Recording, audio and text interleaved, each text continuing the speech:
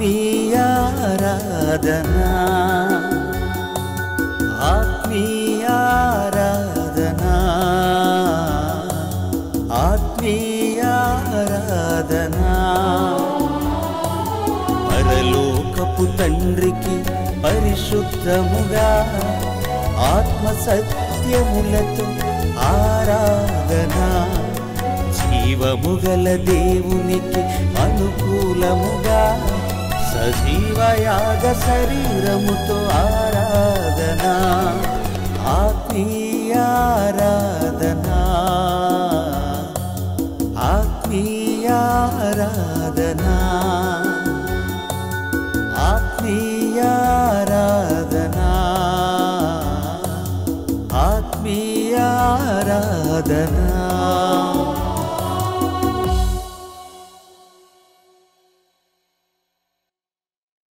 ఆత్మీయ ఆరాధన సందేశమును వినుటకు సిద్ధపడి ఉన్నటువంటి నా ప్రియ సహోదరి సహోదరులారా, మీ అందరికీ మన ప్రభువును రక్షకుడునైన యేసుక్రీస్తు వారి పేరిట నా హృదయపూర్వకమైన వందనములు తెలియజేయుచున్నాను.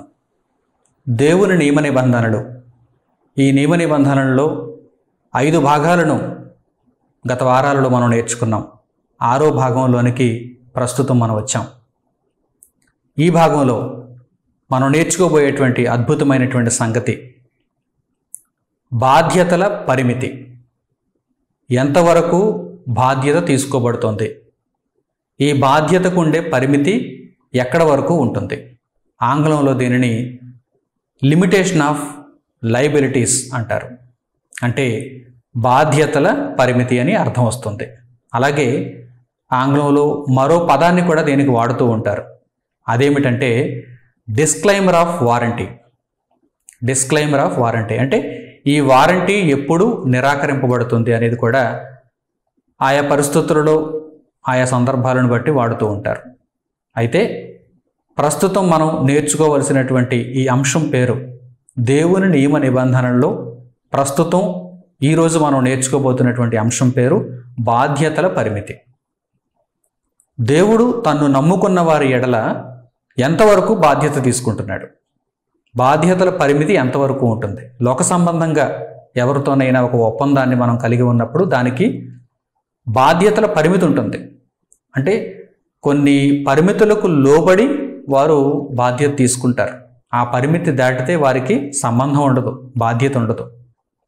అయితే దేవుని దగ్గర ఈ బాధ్యతల పరిమితి ఏ విధంగా ఉందో మనం నేర్చుకోవాలి. పరిశుద్ధ గ్రంథంలో దేవుడు ఈ విషయమై వ్రాయించినటువంటి సంగతులను మనం ఆలోచన చేయాలి.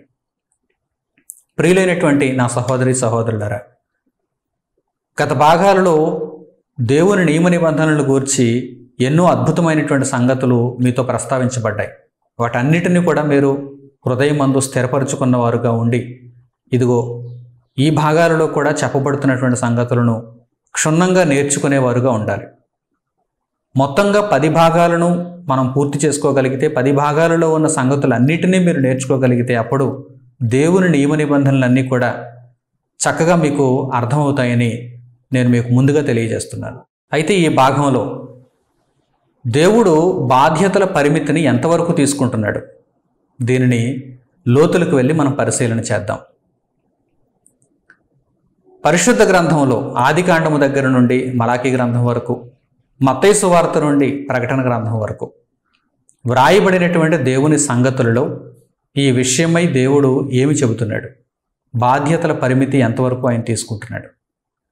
ప్రియులారా, తన్ను నమ్ముకున్న వారి ఎడల, పరలోకమందున్న దేవుని మీద విశ్వాసం ఉంచిన వారికి దేవుడు ఇచ్చే భరోసా, దేవుడు ఇచ్చేటువంటి ఒక గొప్ప హామీ ఎంతవరకు ఉంటుందంటే సమస్త బాధ్యత ఆయనదే. సమస్త బాధ్యత ఆయనదే.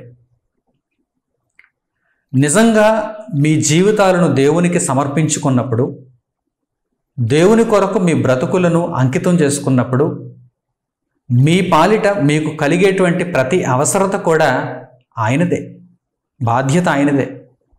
ఆయన ఆ అవసరతను తీరుస్తాడు. లోకమందు ఎన్నెన్నో పనులను మనం చేస్తూ ఉంటుంటాం. లోకమందు ఎన్నెన్నో కార్యక్రమాలను, ఉద్యోగాలను, పనులను మనం చేస్తూ ఉంటాం. ఒక ఉద్యోగంలో మనం చేరినప్పుడు, ఒక పనికి మనం కుదర్చబడినప్పుడు మనం వారికి చేయవలసిన పని ఏంటి, వారు మనకిచ్చే జీతం ఏంటి? మన బాగోగులన్నీ వారు చూసుకోవాలని ఎక్కడ కూడా నియమం ఉండదు. ఎక్కడ కూడా అటువంటి నియమం మనకు అనిపించదు. మంచి మంచి యాజమాన్యాలు అయితే కనుక కొంతవరకు మన యొక్క బాధలలోనూ, కష్టాలలోనూ, ఇబ్బందుల్లోనూ పాలు పంచుకుంటాయి తప్ప పూర్తిగా అయితే ఏ ఒక్కరూ కూడా పాలు పంచుకోలేరు. పూర్తిగా అయితే ఏ ఒక్కరూ కూడా తమ భుజముల మీద మన కుటుంబాలను లేక మన అవసరతలను వేసుకోలేరు. వారికి మనం చేయదగిన పని ఎంత, మనకు వారు ఇవ్వదగిన జీతం ఎంత, ముందుగా ఈ ఒప్పందం జరుగుతుంది. ఈ ఒప్పందానికి లోబడి వారు జీతాన్ని ఇస్తూ ఉంటారు. ఆయా సందర్భాలలో ఏవైనా మిగిలినటువంటి సౌకర్యాలను కూడా కొన్ని మంచి మంచి యాజమాన్యాలు కల్పిస్తే కల్పించవచ్చు. అయితే పూర్తి బాధ్యతలు మాత్రం ఎవ్వరూ కూడా ఏ ఒక్కరి విషయంలోనూ తీసుకోరు. ప్రియులారా, ఈ సంగతిని మీరు మనసులో ఉంచుకోగలిగితే పరలోకమందున్న తండ్రి తన్ను నమ్ముకున్నటువంటి తన బిడ్డలకు ఆయన ఎలాంటి భరోసా ఇస్తున్నాడో తెలుసా? మీ సమస్త బాధ్యత నాదే అంటున్నాడు ఆయన. మీ సమస్త బాధ్యత నాదే.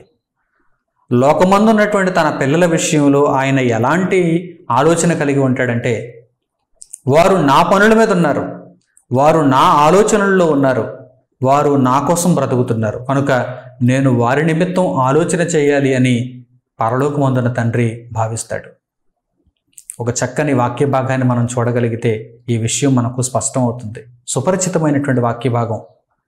అనేక మంది చదువుతారు కానీ అందులో ఉన్నటువంటి లోతైన సారాంశాన్ని గ్రహించలేరు. యేసుక్రీస్తు ప్రభువారు తెలియచేసినటువంటి చక్కని వాక్య భాగాన్ని మీరు చూడండి. మత్తయి సువార్త 11వ అధ్యాయము 28వ వచనం నుండి. మత్తయి సువార్త 11వ అధ్యాయము 28వ వచనం నుండి.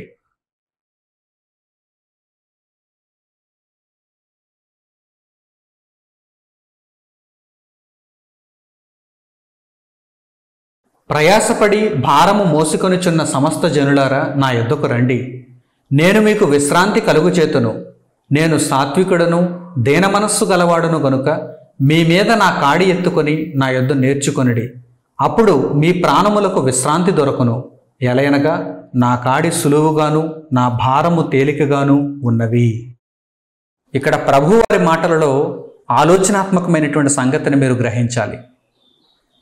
ప్రయాసపడి భారము మోసుకొనిచున్న సమస్త జనులారా అంటే ఈ భూమిపై, భూగోళంపై నివసిస్తున్నటువంటి ప్రతి మనిషి కూడా ప్రయాసపడి భారమును మోస్తున్నాడు. ప్రయాసపడి భారము మోసుకొనుచున్న సమస్త జనులారా నా యొద్దకు రండి అంటే దేవుని యొద్దకు రండి. దేవుని యొద్దకు రండి. దేవుని దగ్గర నియమ నిబంధనలు ఉన్నాయి. ఈ నియమ నిబంధనలు ఆయన ఏమని తెలియజేస్తున్నాడు? ప్రయాసపడి భారం మోసుకొనుచున్న సమస్త జనులారా నా యొద్దకు రండి, నా యొద్దకు రండి, నేను మీకు విశ్రాంతి కలుగు చేతును, నేను మీకు విశ్రాంతి కలుగు చేతును. అంటే లోకమందు మీరు ఎన్నెన్నో పనిపాట్లలో చిక్కుకుపోయి విపరీతమైనటువంటి భారములను మీరు మోస్తున్నారు. మనశ్శాంతి లేదు, నిద్ర లేదు, సంతోషం లేదు. లోకమందు ఈరోజు మనుషులను మీరు ఆలోచన చేయండి. ప్రతి ఒక్కరూ కూడా వేదనలతో మగ్గిపోతున్నారు. భయంకరమైనటువంటి పరిస్థితులలో ప్రజానీకం ఉన్నది. ప్రయాసపడి భారము మోసుకొనుచున్న సమస్త జనులారా, సమస్త జనులు ఇదే పరిస్థితుల్లో ఉన్నారు గనక, 24 గంటలు కష్టపడుతున్నారు గనక, సమస్త జనులారా నా యొద్దకు రండి, నేను మీకు విశ్రాంతి కలుగు చేతును అంటే మీకు నేను నెమ్మదినిస్తాను. అయితే మీరు నా యొద్దకు వచ్చినప్పుడు నేను మీకు ఒక కాడినిస్తానంటున్నారు ఆయన. చాలామంది మత్తయి సువార్త 11వ అధ్యాయము 28వ వచనం మాత్రమే చదివి ఊరుకుంటారు. ఎందుకంటే అక్కడ వరకు చదివితే బాగుంది కదా చదువుకోవడానికి. ప్రయాసపడి భారం మోసుకొని చిన్న సమస్త జనులారా నా యొద్దకు రండి, నేను మీకు విశ్రాంతి కలుగు చేతును అంటే అక్కడ వరకు చదువుకోవడానికి చాలా బాగుంది కదా, విశ్రాంతి కలిగించే మాట. వారు విశ్రాంతిలోనికి రాకపోయినా, వారు ప్రయాసపడి భారములు మోసుకుంటూ దేవుని పిలుపు విని ఆ భారములను విడిచిపెట్టి దేవుని యొద్దకు రాకపోయినా వినడానికి బాగుంది కనుక 28వ వచనం ఒకటి మాత్రమే చదివి అక్కడితో సరిపెట్టుకునేటువంటి నామకార్థులు ఈరోజు ఎందరో ఉన్నారు. అయితే మీరు అలాంటి వారు కాకుండా ఆ తరువాతి వచనాలను కూడా చూడండి. ప్రయాసపడి భారము మోసుకొనుచున్న సమస్త జనులారా నా యొద్దకు రండి, నేను మీకు విశ్రాంతి కలుగు చేతును, నేను మీకు విశ్రాంతి కలుగు చేతును. మీరు నా యొద్దకు వచ్చినప్పుడు నేను నా కాడిని మీ మీద మోపుతానంటున్నాడు ఆయన. నేను నా కాడిని మీ మీద మోపుతాను. నా కాడి తేలికగా ఉంటుంది, నా భారము సులువుగా ఉంటుంది. ఇదిగో ప్రయాసపడి భారములు మోసుకుంటున్నారు. లోకములో ప్రయాసపడి భారములు మోసుకుంటున్నారంటే లోక సంబంధంగా తిండి లేక నిద్ర లేక ఎంతో అవస్థపడి ఎన్నెన్నో పనిపాట్లలో మీరు నిమగ్నమైపోయారు. మీకు విశ్రాంతి అనేది లేదు. అయితే మీరు నా యొద్దకు వచ్చి ఆ భారమంతటిని విడిచిపెట్టి నా యొద్దకు వచ్చి మీరు విశ్రాంతిని పొందండి. విశ్రాంతిని పొందండి అంటే ఇక్కడ ఏదో మీరు భోజనం చేసి హాయిగా సుఖంగా నిద్రపోండి అని కాదు. దేవుని కొరకు బ్రతకండి. అదే మీ బ్రతుకు పరమార్థం. అందుకొరకే మీరు లోకంలోనికి వచ్చారు. అందుకొరకే మీరు నిర్మింపబడ్డారు. అందుకొరకే మీకు దేహం ఇవ్వబడింది. అందుకొరకే మీ చుట్టూ ఉన్న ప్రకృతి మీకు సేవ చేస్తున్నది. ఈ విషయాన్ని దేవుడు అక్కడ తెలియజేస్తున్నాడు. నేను సాత్వికుడను దీన మనస్సు గలవాడను అంటున్నాడు. చూడండి, లోకమందు ఉన్నటువంటి యజమానుల వలె నేను కఠినుడను కాను. నేను సాత్వికుడను, ఓవర్ టైం చేయించను. మిమ్మల్ని కష్టపెట్టి మీ యొక్క కష్టాన్ని నేను దోచుకునేవాడను కాను. మీకు బహు చక్కని జీతాన్ని ఇస్తాను, మంచి ఫలితాన్ని ఇస్తాను. నేను సాత్వికుడను దీన మనస్సు గలవాడను గనుక నా యొద్దకు వచ్చి దేవుని కాడిని ఎలా మొయ్యాలో నా దగ్గర నేర్చుకోండి. లోకమందు ఉన్నటువంటి ప్రయాసపడి భారము మోసుకునే పరిస్థితుల్లో ఆ కాడిని కాదు, నేను మీ మీద మోపే ఈ కాడిని మీరు మోయటానికి మీరు సిద్ధపడండి. నా యొద్ద నేర్చుకోండి. నా కాడి తేలికగా, నా భారము సులువుగా ఉంటుంది.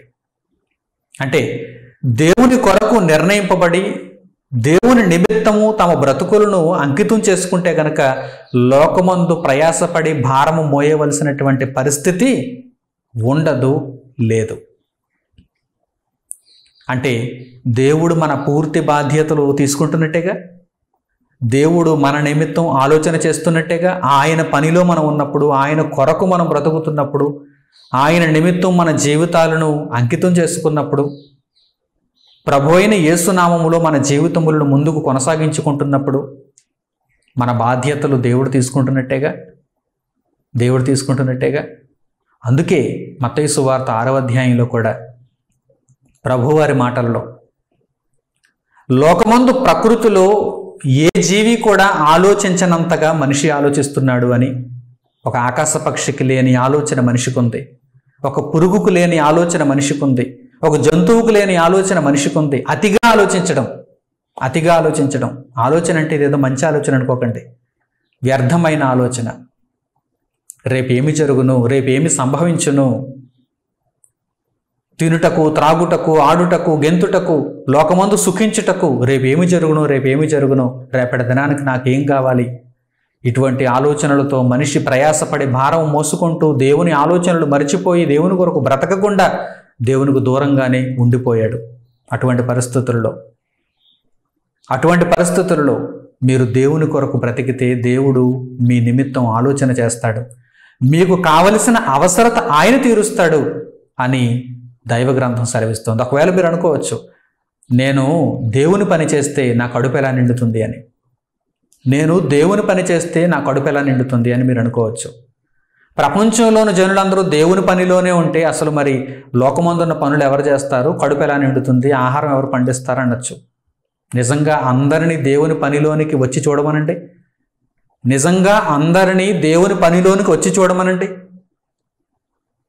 ఈ నా మాటను బట్టి, దైవ సంబంధమైన ఈ నా మాటను బట్టి ప్రపంచంలో ఉన్న ప్రతి ఒక్కడిని దేవుని పనిలోనికి వచ్చి చూడమనండి, దేవుని కొరకు బ్రతికి చూడమనండి.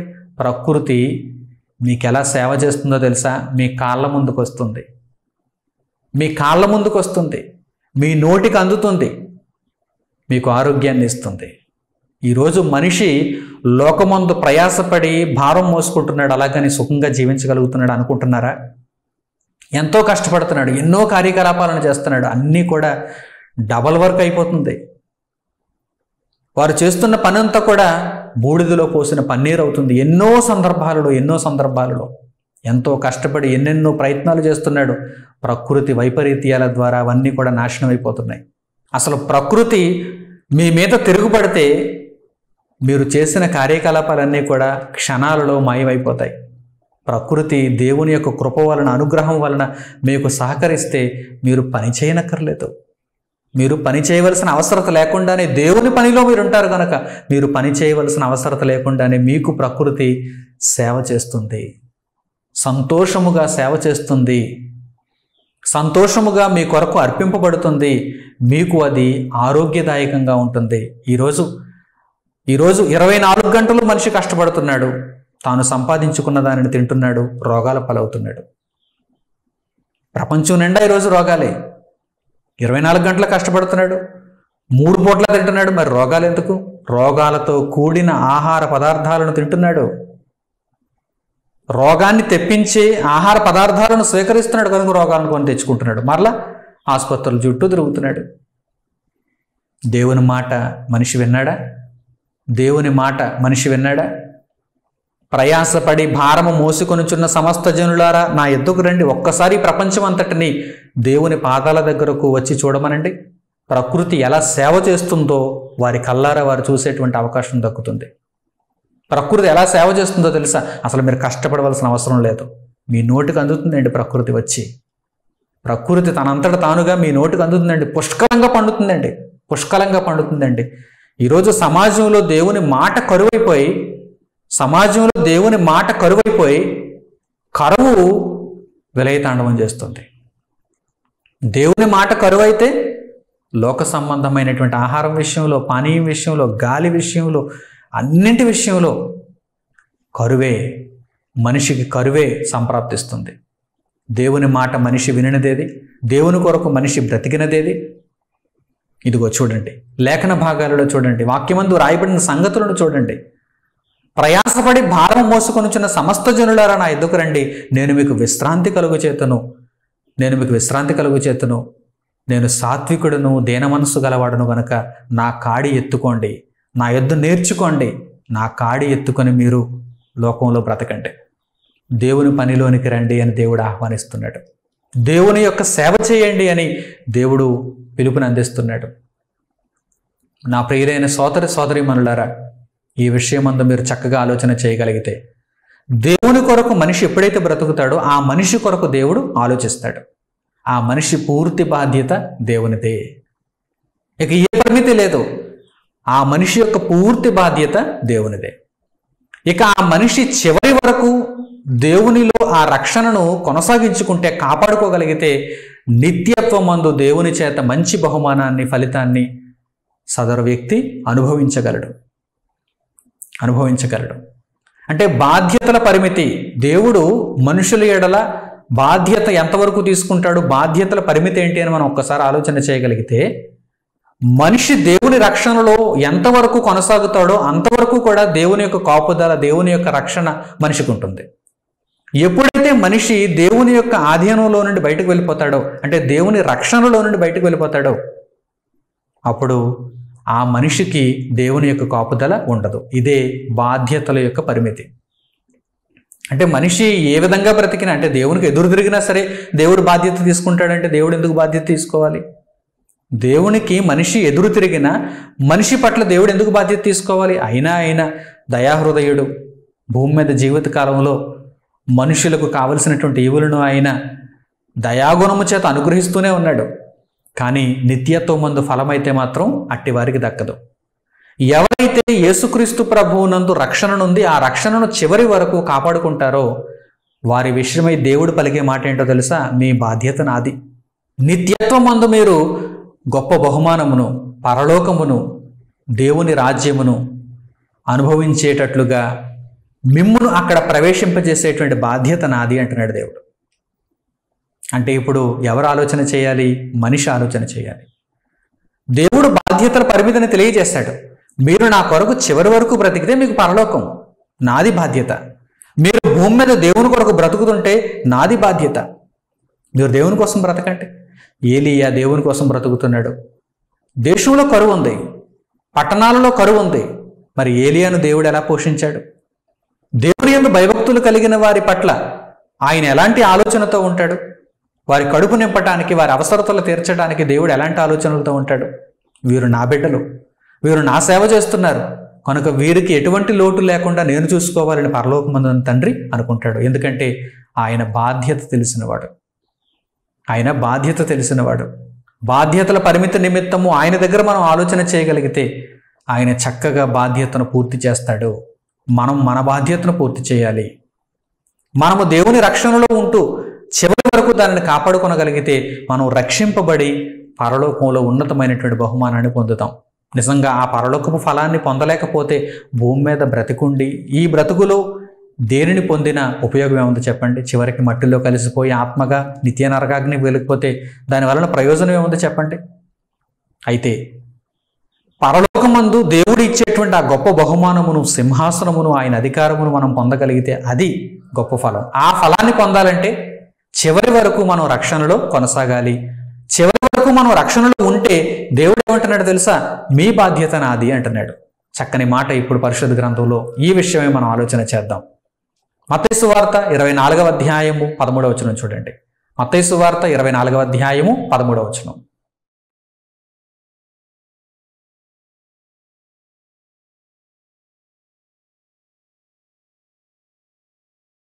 అంతము వరకు సహించిన వాడెవడో వాడే రక్షింపబడును. ఈ మాటలలో వ్రాయబడినటువంటి సత్యాన్ని మీరు గ్రహిస్తున్నారా?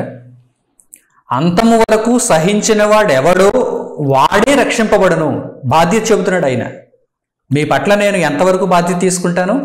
అంతము వరకు మీరు సహిస్తే, అంతము వరకు రక్షణను మీరు కాపాడుకుంటే మిమ్మును ఆ సమయంలో కాపాడేటువంటి బాధ్యత నాది అంటున్నాడు దేవుడు. బాధ్యతల పరిమితి జాగ్రత్తగా గమనిస్తున్నారా? భూమి మీద ఆయన మన పట్ల తీసుకుంటున్నటువంటి బాధ్యత, భూమిని విడిచిపెట్టినప్పుడు మనము శారీరకంగా ఈ దేహమును విడిచిపెట్టి ఈ భూమినే భౌతికంగా విడిచిపెట్టి ఆత్మగా మనము ఆయుష్ తీరిన తర్వాత వెళుతున్నప్పుడు ఆయన తీసుకునే బాధ్యత ఎంత గొప్పగా ఉందో చూడండి. అంతము వరకు మీరు సహించిన వారైతే, అంతము వరకు సహించిన వాడు ఎవడో వాడే రక్షింపబడును. అంటే రక్షణలోనికి మీరు ఒకరోజు ప్రవేశించినంత మాత్రాన, రక్షణలో మీరు కొన్నాళ్ళు ఉన్నంత మాత్రాన, చివరి క్షణం వరకు ఆ రక్షణను మీరు కొనసాగించుకోలేకపోతే మీరు రక్షింపబడరు. నాకు బాధ్యత లేదంటున్నాడు ఆయన. ఆ విషయంలో అయితే బాధ్యత లేదు. బాధ్యతల పరిమితిని జాగ్రత్తగా మీరు చూడాలి. Limitation of liabilities, disclaimer of warranty. మనకు పరలోకాన్ని ఇచ్చే ఆ వారంటీ ఎక్కడ ఉంటుంది? ఏ పరిస్థితుల్లో ఉంటుంది? మీరు ఆలోచన చేయండి. అంతము వరకు రక్షణను కొనసాగించుకుంటేనే, కాపాడుకుంటేనే మనకు దేవుడు పరలోకాన్ని ఇస్తాడు. ఎంత స్పష్టంగా వ్రాయబడిందో చూడండి. అంటే దేవునిలో ఒకరోజు భక్తి సరిపోదు, కొన్నాళ్ళ భక్తి సరిపోదు. ఎలా ఉండాలి భక్తి? చివరి క్షణం వరకు ఉండాలి. దేవునిలో మన భక్తి చివరి క్షణం వరకు ఉండాలి. చివరి క్షణం వరకు ఉండాలి. అందుకే ఆయన అంటున్నాడు చూడండి, అంతము వరకు సహించిన వాడెవడో వాడే. వాడే అనే పదం అక్కడ ప్రయోగించాడంటే అందరూ రక్షింపబడతారని ఆయన చెప్పలేదుగా. అందరూ రక్షింపబడతారని ఆయన ముందుగా హామీ ఇవ్వలేదుగా. అంతము వరకు సహించిన వాడెవడో వాడే రక్షింపబడును. అంటే మిగిలిన వారు శిక్షింపబడతారని అర్థం. వారు రక్షింపబడరని అర్థం. వారు రక్షింపబడరని అర్థం. ప్రియులారా, మీరు రక్షణలో ఇంకా ప్రవేశించని స్థితిలో ఉన్నారా? లేక రక్షణలో ప్రవేశించి ఆ రక్షణను కోల్పోయిన స్థితిలో ఉన్నారా? లేక రక్షణలో ప్రవేశించి ఆ రక్షణను కాపాడుకుంటూ కొనసాగించుకుంటున్నటువంటి స్థితిలో ఉన్నారా? ఒక్కసారి ఆలోచన చేయండి. రక్షణలో ప్రవేశించకపోతే వెంటనే, ఎటువంటి ఆలస్యం చేయకుండా వెంటనే రక్షణలో ప్రవేశించాలి. ఎందుకంటే ఎప్పుడు కన్ను మూస్తామో తెలియదు. ఈ లోకంలో మన బ్రతుకు ఎప్పుడు ముగియబోతుందో తెలియదు. కనుక వెంటనే రక్షణలో ప్రవేశించాలి. రక్షణలో ప్రవేశించి కోల్పోయిన రక్షణని కాపాడుకోవడానికి మరలా మీరు ప్రయత్నం చేయాలి. వెంటనే ఆ రక్షణను మీరు తిరిగి పొందాలి. నేను రక్షణ తీసుకున్నానండి, రక్షణలో ప్రవేశించానండి, దేవుని యొక్క వాక్యాన్ని ఒకనాడు గొప్పగా వినేవాడను, దానిని పాటించేవాడను, దేవుని వాక్యం అంటే చెవి కోసుకునేవాడను, దేవుని పని అంటే నేను ఎంతో వేగంగా పరిగెత్తుకుని వెళ్ళేవాడను, దేవునికి ఇవ్వడం అంటే నేను ఎంతో సంతోషంగా ఇచ్చేవాడను. ఇప్పుడు నా జీవితంలో ఇలాంటివి ఏవీ లేవండి అనుకుంటున్నారా? అంటే మీరు రక్షణకు దూరంగా ఉన్నారు. రక్షణలో ప్రవేశించారు కానీ రక్షణను కోల్పోయారు. అట్టి స్థితిలో ఉంటే వెంటనే మరలా మీరు మార్పు నొంది, ఒకసారి మీకు రక్షణ ఎలాగూ పరిచయమే కనుక మరలా ప్రభువును మీరు వేడుకొని ఆ రక్షణలో మరలా మీరు కొనసాగిపోండి. ఇక రక్షణను మీరు కొనసాగించుకుంటున్నటువంటి స్థితిలో ఉంటే గనక బలా నమ్మకమైన మంచి దాసుడు అనిపించుకోవడానికి మీరు సిద్ధపడాలి. భవిష్యత్తులో ఆ రక్షణను కోల్పోకూడదని భయభక్తులతో దేవుని ఎడల జీవిస్తూ దేవుని చిత్తాన్ని పరిపూర్ణం చేసుకోవటానికి మీరు ప్రయత్నం చేయాలి. అంతము వరకు సహించిన వాడెవడో వాడే రక్షింపబడును. దేవుడు చాలా స్పష్టంగా తెలియజేసేసాడు, నా బాధ్యత ఎవరి విషయంలో ఉంటుంది, నా బాధ్యత ఎంతవరకు ఉంటుంది. రేపొద్దుట నరకానికి వెళ్ళిపోయిన తర్వాత, ప్రభువా నేను రక్షణలో ప్రవేశించాను కానీ కొనసాగించుకోలేకపోయాను, కానీ మరి నీవు నన్ను పరలోకానికి ఎందుకు తీసుకుని వెళ్ళలేదు అని ఎవ్వరూ అడగకుండా ముందుగానే ఆయన ఈ విషయాలను తెలియజేశాడు. నేను బాప్తిస్మం తీసుకున్నాను ప్రభువా, మరి నన్ను ఎందుకు నీవు పరలోకానికి స్వీకరించలేదు, నన్ను ఎందుకు నరకమునకు తోసేస్తావంటే, నీవు బాప్తిస్మం తీసుకున్నా ఆ బాప్తిస్మమును ప్రతిరోజు కాపాడుకున్నావా, ఆ బాప్తిస్మమునకు తగిన జీవితమును నీవు కలకాలం కాపాడుకున్నావా? ఏమని రాయబడింది? మత్తయి సువార్తలో ఈ మాటను ఇప్పుడు చదవలేదా? 24వ అధ్యాయం 13వ వచనం, అంతము వరకు సహించిన వాడెవడో వాడే రక్షింపబడునని ముందుగా తెలియజేశాను కదా అంటాడు దేవుడు. ప్రియులారా, అందుకే రక్షణను తీసుకుంటే ఆ రక్షణలో మీరు ప్రవేశిస్తే ఆ రక్షణను మీరు కాపాడుకోవాలి. రక్షణలో ప్రవేశించటం చాలా సులభం, కానీ రక్షణను చివరి వరకు కొనసాగించుకోవటం చాలా కష్టం. ఇదే అసలైనటువంటి కార్యక్రమం, ఇదే అసలైన టాస్క్, ఇదే పెద్ద టాస్క్. రక్షణలో ప్రవేశించడం, రక్షణలో అడుగు పెట్టడం పెద్దగా కష్టపడవలసినటువంటి పని కాదు. అది గొప్ప విషయమే, కానీ అంతగా కష్టపడవలసినటువంటి పని కాదు. అసలైన కష్టం ఎప్పుడుంది? రక్షణను కొనసాగించుకోవటంలో ఉంది, రక్షణను చివరి వరకు కాపాడుకోవటంలో ఉంది. ఈరోజు ఎందరో రక్షణలో ప్రవేశించారు కానీ రక్షణను చివరి వరకు కాపాడుకోలేకపోతున్నారు, కొనసాగించుకోలేకపోతున్నారు. అందుకనే ఈ మాటలను ఇంత స్పష్టంగా మరలా చెప్పాల్సి వస్తుంది. అంతము వరకు సహించిన వాడెవడో వాడే రక్షింపబడును. అంటే దేవునికి ఒక మనిషి పట్ల ఎప్పటి వరకు ఎంతవరకు బాధ్యత ఉంటుంది అంటే, ఏ మనిషి అయితే దేవుని యొక్క రక్షణలో క్రీస్తు ప్రభువు ద్వారా అంతము వరకు కొనసాగాడో ఆ మనిషి పట్ల దేవునికి పూర్తి బాధ్యతలు ఉంటాయి. దేవుడు ఆ మనిషికి పూర్తి బాధ్యతలను తీసుకుంటున్నాడు, స్వీకరిస్తున్నాడు, భూమిపైనను అలాగనే నిత్యత్వమందును. కనుక దేవుని బాధ్యతలలోనికి మీరు వెళ్ళిపోయేటువంటి ఆ పనిలో మీరు ఉండగలిగితే మీరెంతో ధన్యులు. ఒకవేళ లేకపోతే వెంటనే నిర్ణయం తీసుకోవాలి. మరో చక్కని సందర్భంలో వ్రాయబడిన సంగతులను మనం చూద్దాం. తుయితైరలో ఉన్నటువంటి సంఘపు దూతకు వ్రాస్తున్నటువంటి దేవుని మాటలను మనం చూద్దాం. ఆ సంఘపు దూతకు వ్రాసినటువంటి మాటలలో దేవుడు ప్రయోగించినటువంటి మాటలను మనం చూద్దాం. ప్రకటన గ్రంథము 2వ అధ్యాయము 26వ వచనం నుంచి. ప్రకటన గ్రంథము 2వ అధ్యాయము 26వ వచనం నుంచి చూడండి.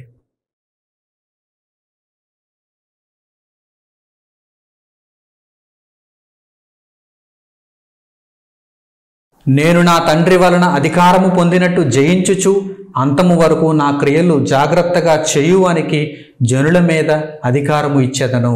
అతడు ఇనుప దండముతో వారిని ఏలును, వారు కుమ్మరి వారి పాత్రల వలె పగలగొట్టబడుదురు.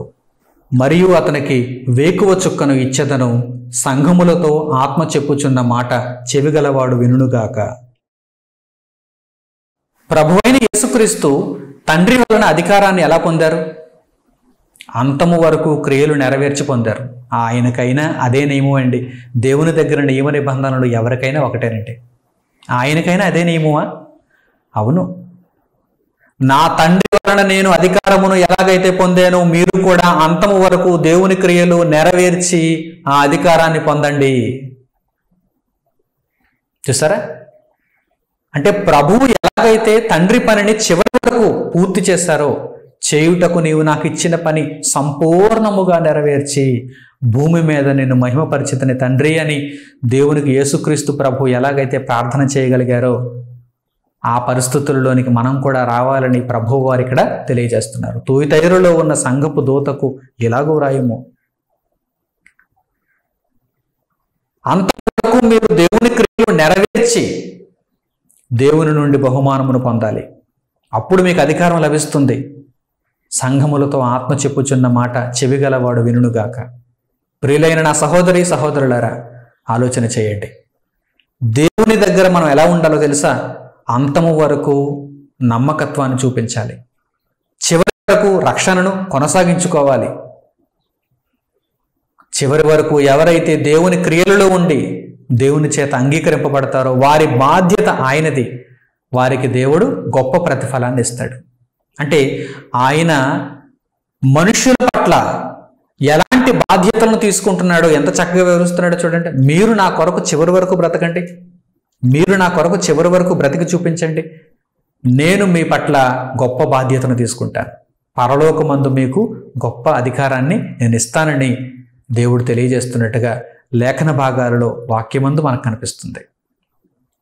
అలాగనే మరో చక్కని సందర్భంలో సంఘములకు నాయకులుగా ఉన్నవారు చివరి వరకు వారు దేవుని రక్షణను ఎలా కనిపెట్టుకుని ఉన్నారో, కాపాడుకొని ఉన్నారో వారిని మీరు మాదిరిగా తీసుకోండి అని కూడా దేవుని మాట సెలవిస్తోంది.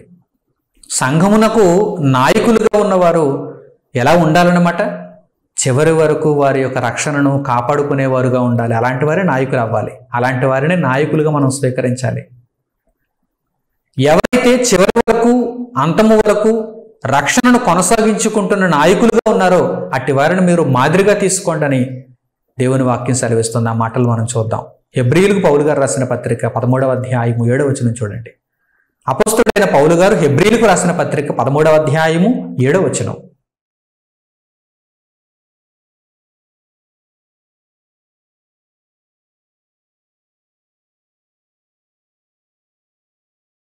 మీకు దేవుని వాక్యము బోధించి మీ పైని నాయకులుగా ఉన్న వారిని జ్ఞాపకము చేసుకొని వారి ప్రవర్తన ఫలమును లేక వారు అంతము వరకు నడుచుకొనిన రీతిని శ్రద్ధగా తలంచుకొనుచు వారి విశ్వాసమును అనుసరించుడి. మీకు దేవుని వాక్యమును బోధించి మీ పైని నాయకులుగా ఉన్న వారి విషయంలో మీరేం చూడాలి? వారి ప్రవర్తన ఫలాన్ని చూడాలి. అంతము వరకు వారు ఎలా సహించారో ఆ విషయాలను మీరు జాగ్రత్తగా ఆలోచన చేయాలి. వారిని మీరు ఒక మాదిరిగా తీసుకోవాలి, వారిని మీరు అనుసరించాలి అని దేవుని వాక్యం సెలవిస్తోంది. అంటే మనకు దేవుని వాక్యాన్ని నేర్పించి మనలను దేవుని మార్గంలో ఉంచుతున్నటువంటి గొప్ప నాయకులు వారు చివరి వరకు ఆ రక్షణను ఎలా కాపాడుకుంటున్నారో జాగ్రత్తగా ఆ విషయాన్ని మనం చూడాలి. అందులో వారిలో ఆ విషయాలను మనం పరిశీలన చేయాలి. చాలామంది నాయకులలో ఏ విషయాలను చూస్తున్నారో నాకైతే తెలియదు. అసలు నాయకులుగా ఉన్నవారు కూడా చివరి వరకు రక్షణను కొనసాగించుకుంటూ అందరికీ ఒక మాదిరిగా ఉంటున్నారో కూడా నాకు తెలియదు. కానీ నాయకులైతే అలాగే ఉండాలి. ఒక నాయకుడిగా నేను అలా ఉండటానికి నేను ఎల్లప్పుడూ ప్రయత్నం చేస్తాను. దేవుడు అట్టి కృపను నాకు అనుగ్రహించునుగాక. హెబ్రీయులకు పౌలు గారు రాసిన పత్రిక 13వ అధ్యాయం 7వ వచనంలో ఏమని చెబుతున్నాడో చూడండి. మీకు దేవుని వాక్యమును బోధించి మీ పైన నాయకులుగా ఉన్న వారి యొక్క ప్రవర్తన ఫలము, వారు అంతము వరకు దేవుని యొక్క రక్షణను ఎలా కాపాడుకున్నారో, దేవుని యొక్క మార్గంలో అంతం వరకు ఎలా నడుచుకున్నారో ఈ విషయాన్ని జాగ్రత్తగా మీరు తలంచుచు వారిని మీరు అనుసరించాలి, వారిని మీరు అనుసరించాలి. ప్రియులైన నా సహోదరి సహోదరులారా, అంతము వరకు రక్షణను కాపాడుకుంటే, అంతము వరకు దేవుని యొక్క మార్గంలో మనం నిలువగలిగితే భూమి మీద మన బాధ్యత దేవునిదే.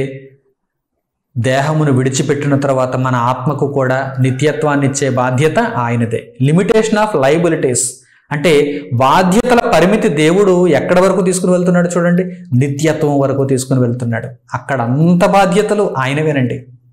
మన బాధ్యతలు పూర్తిగా అక్కడ ఆయనవే. ముందుగా ఆయన హామీ ఇస్తున్నాడు, భరోసా ఇస్తున్నాడు. కనుక మనం చేయవలసిన పని ఏంటంటే దేవుని కొరకు బ్రతకడమే. నమ్మకంగా రక్షణను కాపాడుకుంటూ చివరి వరకు దేవుని మార్గంలో ఉండటమే మనం ఇప్పుడు చేయవలసిన ఏకైక పని. ఒక్కటే పని ఇప్పుడు మనకుంది, దేవుని కొరకు బ్రతకడం. ఒకే ఒక గ్రంథం, ఆ గ్రంథంలో మనలను గూర్చి వ్రాయబడిన సంగతులను మనం నెరవేర్చడం, నేర్చుకోవడం, వాటి ప్రకారం ప్రవర్తించటం, దేవుని యొక్క చిత్తమును పరిపూర్ణం చేసుకోవటం. ఈ పని ఒక్కటే మనకుంది. తేలికైన పని, సులువైన పని. ఈ పనిని మనం ముగించుకోగలిగితే మన పూర్తి బాధ్యత ఆయనదే.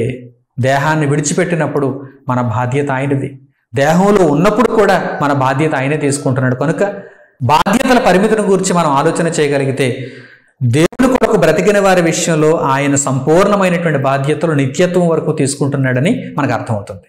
ఇక దేవుని కొరకు బ్రతకని వారిని గురించి కూడా మనం ఆలోచన చేయాలి. ఒకవేళ దేవుని కొరకు బ్రతకని మనుషులు, మరి వారి విషయంలో ఆయన బాధ్యత తీసుకుంటాడా తీసుకోడా?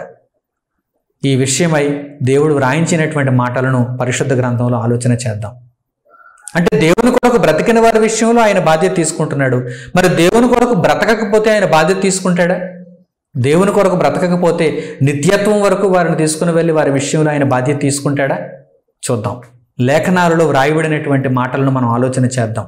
ఇర్మియా గ్రంథము 23వ అధ్యాయము 28వ వచనం చూడండి. ఒక శ్రేష్టమైన మాట అక్కడ పలుకబడింది. ఎవరైతే దేవుని కొరకు బ్రతకరో వారిని గూర్చి అక్కడ వ్రాయబడింది. ఇర్మియా గ్రంథము 23వ అధ్యాయము 28వ వచనం.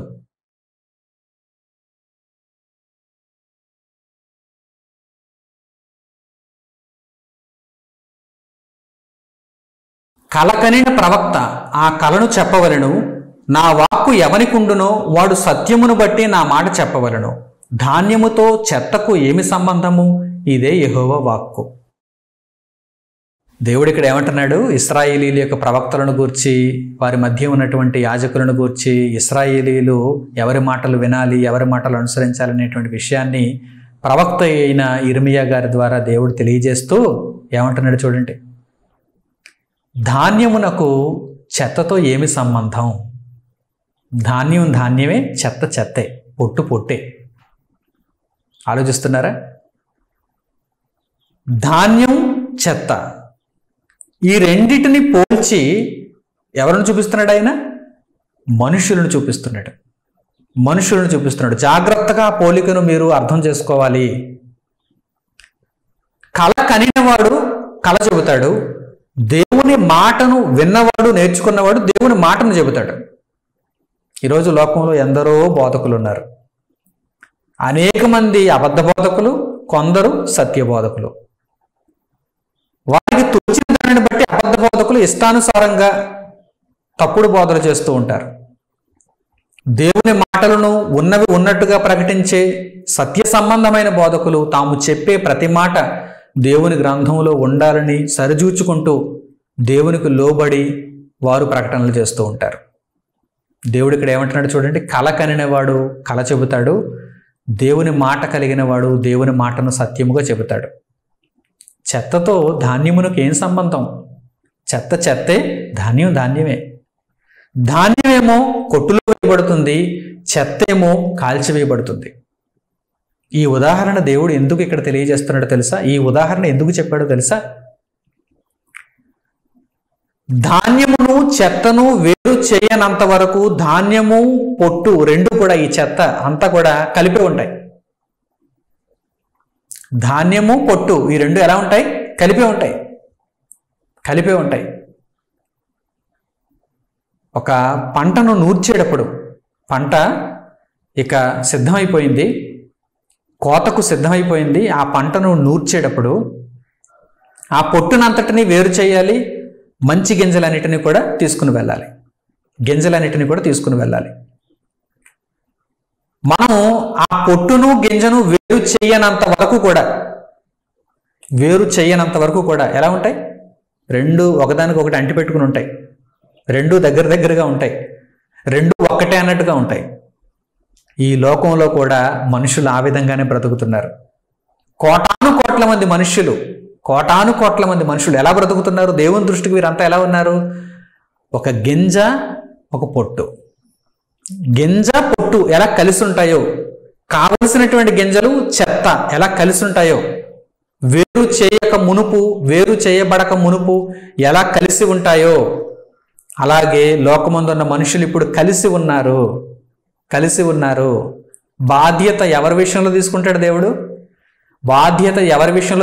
దేవుడు? గింజల విషయంలో బాధ్యత తీసుకుంటాడు. చెత్త విషయంలో బాధ్యత ఎందుకు తీసుకుంటాడు? చెత్త విషయంలో మనం బాధ్యత తీసుకుంటాం ఏంటి? మనం సొంత పొలంలో పండించుకున్నటువంటి పంట అయినా ఆ పంటలో చెత్త ఉంటుంది, మంచి గింజలు ఉంటాయి. మన పొలంలో పండినటువంటి చెత్తే అది కూడా, మన పొలంలో తయారైన చెత్తే అది కూడా. కానీ ఆ చెత్తను మనం భద్రంగా ఇంటికి తీసుకువెళ్తున్నామా? మన పొలంలోదే, పోనీ మనం కౌలుకు తీసుకున్న పొలంలోదే. భద్రంగా ఇంటికి తీసుకువెళ్తున్నావా? అయ్యో ఇది నా పొలంలోదే కదా, బయట ఎందుకు పారవేయడం, అగ్నికి ఎందుకు నేను దీనిని అర్పించడం అని ఇంటికి తీసుకువెళ్తున్నావా? చెత్త చెత్తే. అది మన పొలంలోనిదైనా చెత్త చెత్తే. గింజ మనకు కావాలి, దిగుబడి మనకు కావాలి. అందుకేనండి దేవుడు ఈ పోలిక అక్కడ ప్రయోగిస్తున్నాడు. చెత్తకు ధాన్యంతో ఏంటి సంబంధం? చెత్తకు ధాన్యంతో ఏంటి సంబంధం? చాలామందికి ఒక సందేహం ఉండిపోతుంది.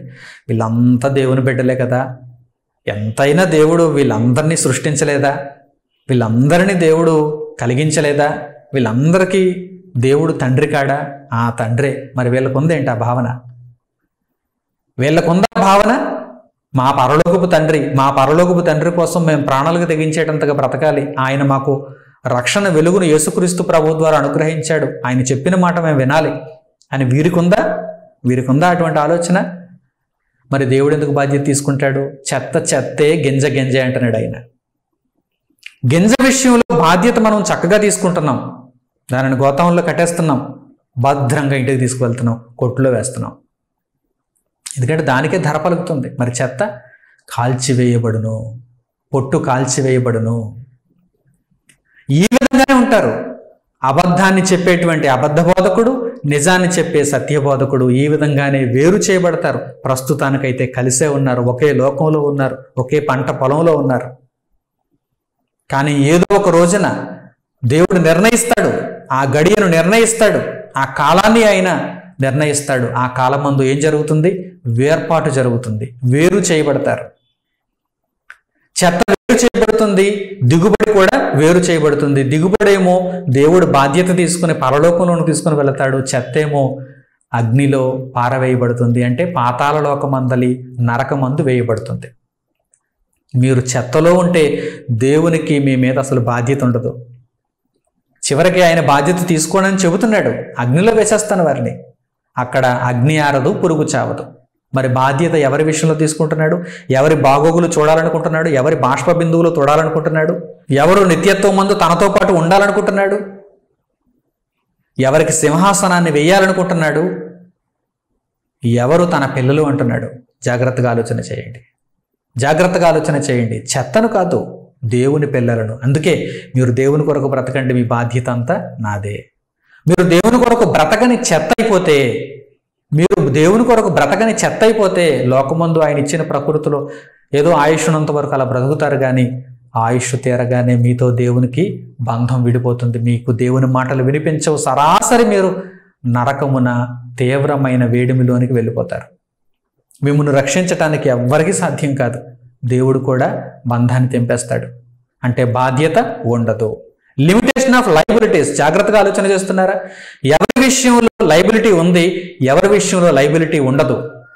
చెత్త విషయంలో లైబిలిటీ ఉండదు. నీవు యేసుక్రీస్తు ప్రభువు వారిని నీకు రక్షణగా అనుగ్రహించినప్పుడు నీవు ఆయనను స్వీకరించకపోతే, నీవు ఆయన మాట పట్టించుకోకపోతే, ఆయన చెప్పిన మాటలు నువ్వు వినకపోతే, ఆయనకు నువ్వు ఎదురు తిరిగితే, నీ ఇష్టమే నీకు కొండంత ఎత్తుగా గొప్పదిగా కనిపిస్తే, నీ బాధ్యత ఆయన భవిష్యత్తులో ఎందుకు తీసుకోవాలి? ఒక్కసారి నీవే చెప్పు. కనుక నీ బాధ్యత ఆయన తీసుకోవాలనుకుంటే గనక అంతము వరకు రక్షణను కాపాడుకో, రక్షణలో ప్రవేశించు, అంతము వరకు రక్షణలో నీవు కొనసాగు.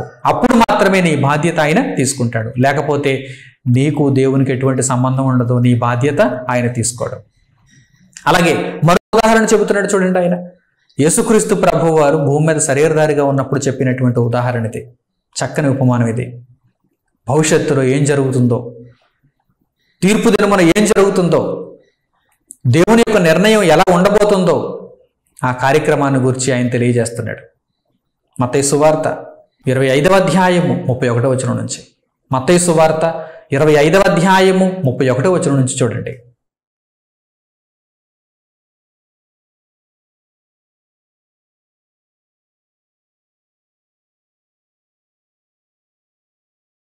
తన మహిమతో మనుష్య కుమారుడును ఆయనతో కూడా సమస్త దూతలను వచ్చినప్పుడు ఆయన తన మహిమగల సింహాసనము మీద ఆసీనుడై ఉండును.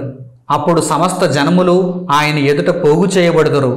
గొల్లవాడు మేకలలో నుండి గొర్రెలను వేరుపరచినట్లు ఆయన వారిని వేరుపరచి తన కుడివైపున గొర్రెలను ఎడమవైపున మేకలను నిలువబెట్టును. మనుష్య కుమారుని రెండవ రాక ఆయన మహిమతో తిరిగి వచ్చినప్పుడు దేవుడు నిర్ణయించిన ఆ రోజు త్వరలోనే రానుంది. ఆ రోజున ఏం జరుగుతుందో చూడండి. మనుషులు ఎవరి విషయమై దేవుడు బాధ్యత తీసుకుంటాడు, ఎవరి విషయమై బాధ్యత కత్తిరింపబడుతుంది, అక్కడతో ఆగిపోతుందో చూడండి. ఒక గొల్లవాడు తన మందలో నుండి గొర్రెలను మేకలను వేరుపరచినట్లుగా మనుషులు కూడా అదే మాదిరిగా వేరుపరచబడతారు. అంటే అప్పటి వరకు ఎలా ఉంటారు? ఒక మందగా ఉంటారు, కలిసి ఉంటారు. ఈరోజు లోకమందు పరిశుద్ధులు అపరిశుద్ధులు, నీతిమంతులు అనీతిమంతులు అందరూ కలిసే ఉన్నారు. దేవుని కొరకు బ్రతికేవారు, దేవుని కొరకు బ్రతకని వారు అందరూ కలిసే ఉన్నారు. అందరూ కలిసే ఉన్నారు. కానీ వేరు చేయబడతారు. ఏదో ఒక రోజున వీరు వేరు చేయబడతారు. అలా వేరు చేయబడటం ఎందుకో తెలుసా? దేవుని కొరకు బ్రతికిన వారి విషయంలో ఆయన సంపూర్ణమైన బాధ్యతలు నిత్యత్వమందు తీసుకోవటానికి, దేవుని కొరకు బ్రతకని వారిని అక్కడితో బాధ్యతను ముగించి వారిని నిత్య నరకాగ్నికి పంపించడానికి దేవుడు సిద్ధం చేస్తున్నాడు. ప్రియులారా, ఆలోచన చేస్తున్నారా? చెత్తకు ధాన్యమునకు ఎలా పొత్తు ఉండదో, గొర్రెలకు మేకలకు ఎలా పొత్తు ఉండదో, ఎప్పటికైనా అవి ఎలా వేరు చేయబడతాయో, అలాగే ఈ భూమి మీద నీతిమంతులు అనీతిమంతులు వేరు చేయబడతారు. దేవుని కొరకు బ్రతికేవారు బ్రతకని వారు వేరు చేయబడతారు. ఈ విషయాలను దేవుడు ముందుగా ఎందుకు సూచిస్తున్నాడు, తెలియజేస్తున్నాడు? మనసు పెడుతున్నారా? మీరు దేవుని ఆలోచనలలో బ్రతికి దేవుడు మీ విషయమై సంపూర్ణమైన బాధ్యతలు తీసుకునేటట్టుగా మీ బ్రతుకులను మీరు మలచుకోవాలని దేవుడు ఆశిస్తూ ఇదిగో మీకు తెలియజేస్తున్నటువంటి మాటలు ఇవి. ఊరకనే కాలక్షేపానికి చెబుతున్నటువంటి మాటలు కావివి. నా బాధ్యతలు ఎంతవరకు ఉంటాయి? నా బాధ్యతల పరిమితి ఎంతవరకు ఉంటుంది? నా కొరకు బ్రతికే వారి విషయంలో నేను ఎలా బాధ్యతలు తీసుకుంటానంటే హద్దు ఉండదు, పరిమితి ఉండదు. అంత గొప్ప బాధ్యతలు తీసుకుంటాను. నా మీద సంపూర్ణముగా ఆధారపడి నా సేవలో జీవిస్తూ నా కొరకు బ్రతుకుతూ సత్యం పక్షాన నిలబడుతూ రాళ్ల దెబ్బలకైనా ఎన్ని నిందలకైనా మరణమునకైనా తెగించి వాటిని సంతోషముగా స్వీకరించే వారి విషయంలో నా కొరకు బ్రతుకుతున్న వారి విషయంలో నేను ఎలా ఉంటానంటే నేను తీసుకునే బాధ్యతలు అసలు ఎక్కడ పరిమితి విధించడానికి వీలు లేదు. సంపూర్ణమైన బాధ్యతలు నావే అంటున్నాడు దేవుడు. మరి దేవుని కొరకు బ్రతకకపోతే, మరి దేవుని చిత్తాన్ని పట్టించుకోకపోతే, దేవుడు అనుగ్రహించిన రక్షణను తృణీకరిస్తే వారి విషయంలో ఆయన బాధ్యత తీసుకోవడం. చెత్తకు ధాన్యముతో ఏమి సంబంధము? మేకలకు గొర్రెలకు ఏమి సంబంధము? మందలో ఉన్నప్పుడే కలిసి ఉంటున్నాయి, పొలంలో ఉన్నప్పుడే అవి కలిసి ఉంటున్నాయి. కానీ ఏదో ఒక రోజున వేరు చేయబడటానికి సిద్ధమవుతున్నాయి కదా. ఏదో ఒక రోజున వేరు చేయబడటానికి సిద్ధమవుతున్నాయి కదా. అలాగే నీతిమంతులు అనీతిమంతులు ఏదో ఒక రోజున వేరుపరచబడతారు. నీతిమంతులు అనీతిమంతులు ఏదో ఒక క్షణాన వేరు చేయబడతారు. ప్రియులారా, మీరు నీతిమంతులుగా జీవిస్తే నీతిమంతుల సమూహంలో మీరు చేర్చబడతారు. అనీతిమంతులుగా మిగిలిపోతే అసలు దేవుడు మీ పట్ల బాధ్యత తీసుకోకుండా మీతో ఆయనకు సంబంధం లేదు అని చెప్పటానికి ఇదిగో పాతాళ లోకమందలి కటిక చీకటి గల బిలములలోనికి త్రోసివేస్తాడు. బాధ్యత లేదని చెప్పటానికి, బాధ్యత తెగిపోయింది, సంబంధం తెగిపోయింది అని చెప్పటానికి దేవుని కొరకు బ్రతకని వారి విషయంలో భూమి మీద ఎంతో దీర్ఘశాంతాన్ని చూపిస్తున్నాడు ఆయన. భూమి మీద ఎంతో ప్రేమనే చూపిస్తున్నాడు ఆయన. భూమి మీద ఇంకా ఆయన ఎదురు చూస్తూనే ఉన్నాడు. దినమెల్ల నా చేతులు చాచి మీ రాక కొరకు నేను ఎదురు చూస్తున్నానంటున్నాడు దేవుడు. అది కేవలం జీవిత కాలంలో మాత్రమే సాధ్యం. ఎప్పుడైతే కన్ను మోస్తారో రక్షణ మీకు దూరం అయిపోతుంది, నిత్యత్వం మీకు దూరం అయిపోతుంది, దేవుని బహుమానం మీకు దూరం అయిపోతుంది, దేవునితో సంబంధం తెగిపోతుంది. అసలు దేవుని ఎడల మీకు ఆలోచనే ఉండదు, దేవునికి మీ పట్ల ఆలోచన ఉండదు, బాధ్యత తొలగిపోతుంది. సంబంధం తెగిపోయినప్పుడు బాధ్యత కూడా తొలగిపోతుంది. దేవునితో సంబంధాన్ని తెంచుకునేవారుగా ఉంటారు, దేవునితో సంబంధాన్ని కాపాడుకుంటూ నిలబెట్టుకునేవారుగా ఉంటారు. మీరే నిర్ణయం తీసుకోవాలి. పరిశుద్ధ గ్రంథం అయితే తేట తెల్లంగా చెప్పింది. టర్మ్స్ అండ్ కండిషన్స్, నియమ నిబంధనలు చాలా స్పష్టంగా రాయబడ్డాయి. మీరు అంతం వరకు సహిస్తే రక్షింపబడతారు, అంతం వరకు సహించలేకపోతే మీరు రక్షణను కోల్పోతారు, నాశనం అవుతారు, శిక్ష విధింపబడుతుంది. ఇక చివరిగా అద్భుతమైనటువంటి సంగతిని మనం చూద్దాం. అపొస్తలుడైన పౌలు గారు కొరింథీయులతో ఈ సంగతిని పంచుకుంటున్నారు. విశేషమైనటువంటి జ్ఞానపు సంగతి. క్రీస్తులో ఉన్నారా, క్రీస్తులో లేరా? దేవుని పిల్లలుగా ఉన్నారా, దెయ్యపు సంతానంగా ఉన్నారా? లోకమందు అందరితో కలిపి బ్రతుకుతున్నటువంటి మీరు ఏ కోవకు చెందినవారుగా ఉన్నారు? దేవుని బాధ్యతలలో ఉన్నారా, దేవుని బాధ్యతలు తొలగిపోయేటువంటి ఆ పరిస్థితుల్లో ఉన్నారా? ఒక్కసారి మీరు ప్రశ్నించుకోవాలి. ఈ మాట మీరు చదవాలి. కొరింథీయులకు పౌలు గారు రాసిన 2వ పత్రిక 6వ అధ్యాయము 14వ వచనం నుంచి. కొరింథీయులకు పౌలు గారు రాసిన 2వ పత్రిక 6వ అధ్యాయము 14వ వచనం నుంచి జాగ్రత్తగా చూడండి.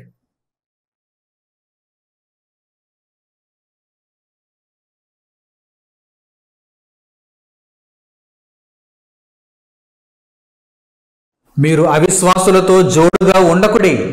నీతికి దుర్నీతితో ఏమి సాంగత్యము? వెలుగునకు చీకటితో ఏమి పొత్తు? క్రీస్తునకు బెలియాలతో ఏమి సంబంధము? అవిశ్వాసితో విశ్వాసికి పాలెక్కడది? దేవుని ఆలయమునకు విగ్రహములతో ఏమి పొందిక? మనము జీవము గల దేవుని ఆలయమై ఉన్నాము. అందుకు దేవుడు ఇలాగు సెలవిచ్చుచున్నాడు, నేను వారిలో నివసించి సంచరింతును, నేను వారి దేవుడినై ఉందును, వారు నా ప్రజలై ఉందురు. కావున మీరు వారి మధ్య నుండి బయలు వెడలి ప్రత్యేకముగా ఉండుడి. అపవిత్రమైన దానిని ముట్టకుడని ప్రభువు చెప్పుచున్నాడు. మరియు నేను మిమ్మును చేర్చుకొందును, మీకు తండ్రినై ఉందును, మీరు నాకు కుమారులను కుమార్తెలునై ఉందురని సర్వశక్తి గల ప్రభువు చెప్పుచున్నాడు. What a wonderful liability! ఎంత గొప్ప బాధ్యత! ఆయన కొరకు బ్రతికే వారి విషయంలో ఆయన ఎంత గొప్ప బాధ్యత కలిగి ఉన్నాడో ఈ మాటలను మీరు మనోనేత్రములు తెరిచి చూడగలిగితే మీకు అర్థమవుతుంది. నా కొరకు బ్రతికే నా పిల్లల విషయంలో నేను ఎలా ఉంటానని దేవుడు తెలియజేస్తున్నాడు. చూడండి, నేను వారిలో సంచరిస్తాను, నేను వారిలో సంచరిస్తాను, నేను వారికి దేవుడినై ఉంటాను, వారు నా ప్రజలు. మరి మిగిలిన వారు కారు. చెత్తకు ఆయనకేం సంబంధం? చెత్తతో ఆయనకేం సంబంధం? ఆలోచించండి. అందుకే మీకు కూడా జాగ్రత్త చెబుతున్నాడు ఆయన. మీకు కూడా జాగ్రత్త చెబుతున్నాడు ఆయన. లోకంలో అందరూ కలిసి జీవిస్తున్నారు. ఇంకా గడియలు రాలేదు, వేర్పాటు చేసే గడియలు రాలేదు. అందరూ కలిసి జీవిస్తున్నారు. అందరూ కలిసి జీవిస్తున్నప్పుడు వారి జీవితాలను చూచి మీరు కూడా వారి వలె మారిపోవద్దు.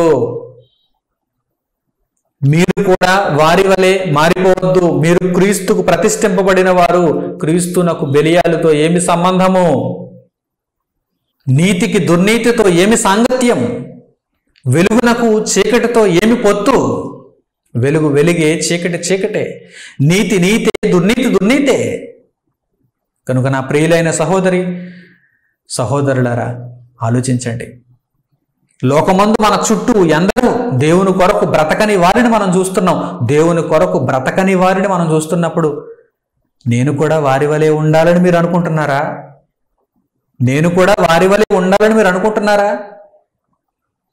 అయితే మీకు విషయాలు అర్థం కాలేదనే చెప్పాలి. లోకమందు మిగిలిన వారి యొక్క జీవితాల వలె మీ జీవితాలు కూడా ఉండాలని మీరు కోరుకుంటున్నారా? వద్దు. ఆ పెంటతో కూడినటువంటి జీవితాలు మనకొద్దు. చీకటి సంబంధమైనటువంటి జీవితాలు మనకొద్దు. దుర్నీతి సంబంధమైన జీవితాలు మనకొద్దు. బెలియాలతో కూడినటువంటి సాంగత్యం మనకొద్దు. క్రీస్తుతో కూడా మనం జీవించాలి, క్రీస్తుతో కూడా మనం నడుచుకోవాలి. దేవుడు మన తండ్రి, దేవుడు మన అధిపతి, దేవుడు మనలో నివసించి సంచరించాలి. అదెంత గొప్ప భాగ్యం, అదెంత గొప్ప ధన్యత. దేవుడు మనలో నివసించి సంచరించేటువంటి గొప్ప ధన్యత. మీరు నాకు ప్రజలరా, మీరు నాకు కుమారులరా, మీరు నాకు కుమార్తెలరా. ఎంత గొప్ప మాట దేవుడు సెలవిచ్చాడో చూడండి. వారితో కదా ఆయన సాంగత్యాన్ని కలిగి ఉంటాడు, వారితో కదా ఆయన సంబంధాన్ని పెట్టుకుంటాడు, వారి విషయమై కదా ఆయన బాధ్యతలు తీసుకుంటాడు. లైబిలిటీస్. మీరు దేవుని కొరకు బ్రతికితే గనుక మీ విషయమై పూర్తి బాధ్యత ఆయనదే. ఒక్క మాటలో చెబుతున్నాను, మీరు దేవుని కొరకు బ్రతికితే, చివరి వరకు ఆ బ్రతుకును కొనసాగించుకుంటే మీ పూర్తి బాధ్యత కలకాలం నిత్యత్వం వరకు కూడా మీ బాధ్యత ఆయనదే. మీరు దేవునికి దూరంగా ఉంటే, మీరు దేవుని పట్టించుకోకపోతే, మీరు దేవుని కొరకు బ్రతకకపోతే, దేవుని వాక్యాన్ని వాక్యానికి మీరు భిన్నంగా ఉంటే మీతో ఆయనకి ఎటువంటి సంబంధం లేదు. మీతో ఆయనకి ఎటువంటి సంబంధం లేదు. ఆయన మిమ్మల్ని దూరంగా పారేస్తాడు, నిత్య నరకాగ్నికి తోసేస్తాడు. కనుక ఎలా ఉండాలనుకుంటున్నారో ఒక్కసారి గమనించండి, ఆలోచించండి, మిమ్మల్ని మీరు పరీక్షించుకోండి. నా జీవితం క్రీస్తుతో ముందుకు కొనసాగుతోందా? నా జీవితం రక్షణలో దేవుని వైపు ముందుకు వెళుతోందా? లేక చీకటి మార్గంలో వెనకడుగులు వేస్తూ పాతాళానికి జారిపోయేటందుకు సిద్ధంగా ఉందా? ఒక్కసారి మిమ్మల్ని మీరు పరీక్షించుకుంటే మీ విషయం మీకు అర్థమవుతుంది. ఏ స్థితిలో ఉన్నా సరే, లోకమందు ఏ స్థితిలో ఉన్నా సరే, ఒక్కసారి మీరు మేలుకొని ప్రభు యొక్క రక్షణను కొనసాగించుకొనుటకు స్థిర మనస్సు కలిగిన వారై దేవుని చిత్తమును పూర్తిగా నెరవేర్చేటందుకు మిమ్మల్ని మీరు ఆయుత్తపరుచుకోవాలని ఈ పాఠమును బట్టి మరొక్కసారి మిమ్మల్ని హెచ్చరిస్తూ ప్రాధేయపడుతూ దేవుని మాటలను ఇంతటితో ముగిస్తున్నాను. తండ్రి అయిన దేవునికి ప్రార్థనలు ఏకీభవించండి. మహాపరిశుద్ధుడును మహాఘనుడును నిత్య నివాసియునైన మా పరలోకపు తండ్రి, మీరు అనుగ్రహించిన ఈ చక్కని సందేశము కొరకు మా హృదయపూర్వకమైన కృతజ్ఞతాస్తుతులు మీకు చెల్లిస్తున్నాము.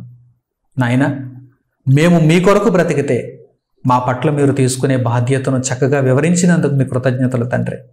అవును నాయన, మీరు మాకు దేవుడు. మేము ఎల్లప్పుడూ మీ సంరక్షణలోనే ఉండటానికి, మీ సంబంధంలోనే ఉండటానికి కృపను అనుగ్రహించండి తండ్రి. ఏ పరిస్థితి మమ్మును మీ నుండి వేరు చేయకుండా ఉండు నిమిత్తము ప్రతి పరిస్థితిలోనూ అపవాదితో పోరాడి నాయన మీకు మరింత చేరువ కాగలుగుటకు, మీ కృపను బట్టి క్రీస్తు ప్రభు రక్షణలో ముందుకు కొనసాగగలుగుటకు మాకు సహాయం అనుగ్రహించండి. ఈ చక్కని నిర్ణయాలు తీసుకున్న మీ బిడ్డలందరికీ మీ కృపా కనికరములు తోడుగా ఉంచండి. వారి మనోవాంఛను బట్టి దేవుని వాక్యంతో వారు జీవించగలిగేటువంటి ఆ గొప్ప జీవితమును వారు పొందగలుగుటకు వారికి సహాయమును అనుగ్రహించండి. క్రీస్తు ప్రభు రక్షణను ఇంకనూ చూడని వారు ఎందరైతే ఉన్నారో వారందరూ నాయన ఈ మాటలు విన్న తర్వాత మీ వైపు తిరిగి మీ కొరకు బ్రతకాలనే ఆలోచనలతో ముందడుగు వేసి అంతము వరకు ఆ రక్షణను కొనసాగించుకొనగలిగే, కాపాడుకొనగలిగే భాగ్యమును వారికి అనుగ్రహించండి.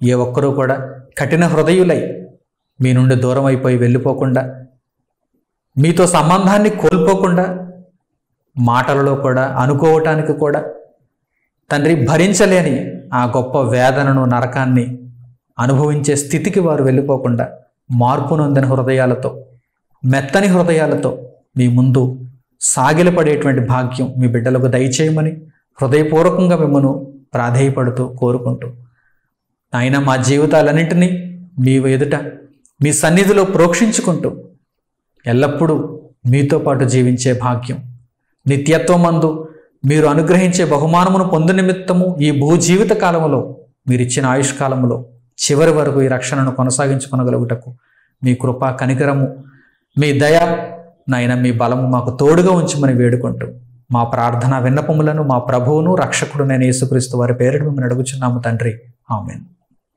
మన తండ్రి అయిన దేవుని ప్రేమ, మన ప్రభు అయిన యేసుక్రీస్తు వారి కృప, మన ఆదరణకర్త అయిన పరిశుద్ధాత్మని అన్యోన్య సహవాసం మనందరికీ సదాకాలం తోడే నడిపించును గాక, ఆమేన్. అందరికి వందనములు. సరే.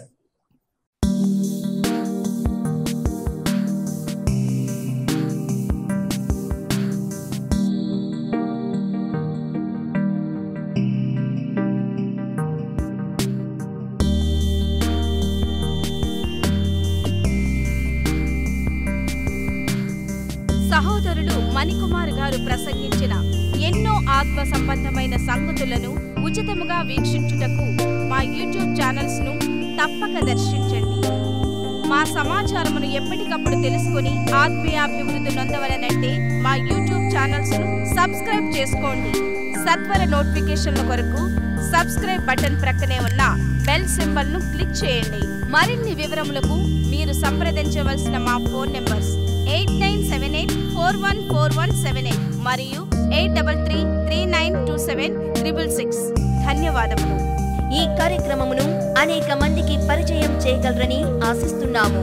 ప్రభువైన యేసుక్రీస్తు పేరిట మీకు శుభములు.